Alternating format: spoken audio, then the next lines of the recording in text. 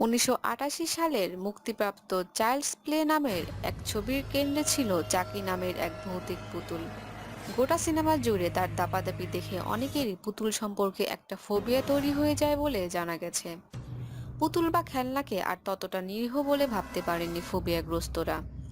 Horror movie দেখার ঝক্কি পোহানোর দরকার নেই। ইউরোপিয়ান কমিশনের সাম্প্রতিক রিপোর্ট পড়লে আপনা থেকেই তৈরি হয়ে যেতে পারে পুতুল বা খেলনা সংক্রান্ত আতঙ্ক বা পেডিওফোবিয়া।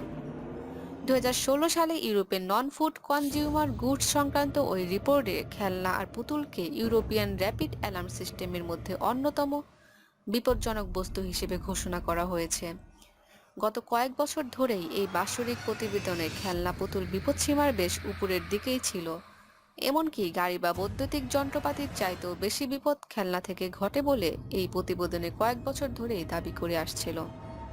প্রতিবেদনে পরিসংখ্যান উদ্ধার করে দেখানো হয়েছে 2016 খেলনা থেকে ইউরোপে যে দুর্ঘটনা ঘটেছে তার মধ্যে 39% চোকিং বা শ্বাসরোধ সংক্রান্ত, রাসায়নিক বিক্রিয়া 33%, আহতের হার 11%, খেলনা থেকে শ্রবণ শক্তি হারিয়েছে এমন উদাহরণও অবিরল।